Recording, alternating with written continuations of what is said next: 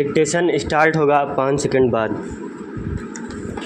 Start. महोदय, विकासशील देशों में सरकार का बड़ा प्रभाव होता है। जब उन देशों की सरकारें बदलती हैं तो विकसित देशों की तुलना में इन देशों की जनता का कहीं अधिक बड़ा भाग इन परिवर्तनों से प्रभावित होता है। यह बात सरलता से देखी जा सकती है जब विकासशील देशों में चुनाव होते हैं तो वहाँ भारी संख्या में मतदाता वोट डालते हैं। इसी हिसाब से यदि लोकतंत्री प्रणाली भंग हो जाए तो उससे होने वाली निराशा और परिणाम स्वरूप उस पर से विश्वास उठ जाने की कल्पना की जा सकती है। इस तरह हर जगह राजनीतिक स्थिरता लोकतंत्र की सफलता पर निर्भर करती है।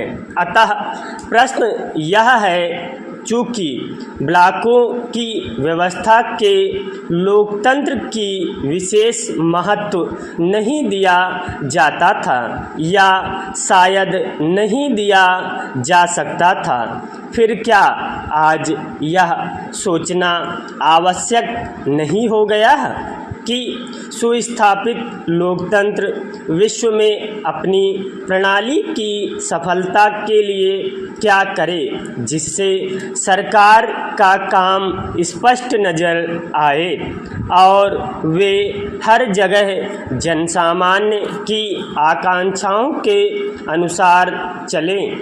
इस बात का मेरे पास अभी कोई बना बनाया जवाब नहीं है, किंतु मैं यह निश्चित रूप से कह सकता हूँ कि यह विषय ध्यान दिए जाने योग्य है।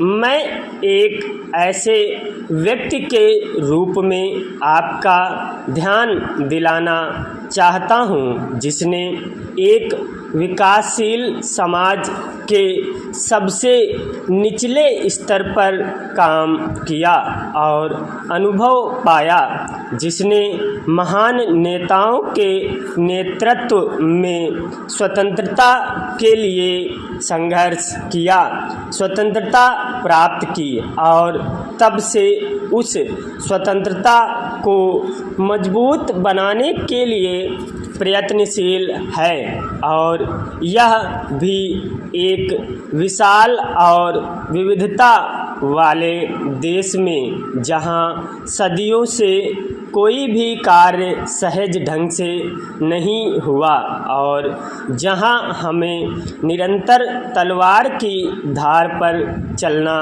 पड़ा है। एक और विषय है जिसमें हमें जिम्मेदारी बरतने की आवश्यकता है, विचार और कार्य दोनों में। इसी भावना के साथ हमें अपने ग्रह पृथ्वी के संसाधनों की देखभाल करनी है।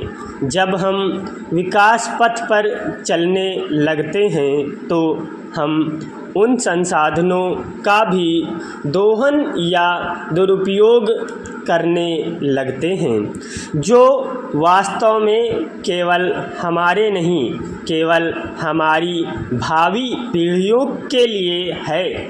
मुझे याद है कि 40 वर्ष पहले राज्य का विधायक बनने के लिए चलाए गए चुनाव अभियान में मैंने बड़े उत्साह के साथ अपने निर्वाचन क्षेत्र में सड़कें बनवाने का आश्वासन दिया था। हमने सड़कें बनवाई किंतु वनों से हाथ धो बैठे। स्टॉप।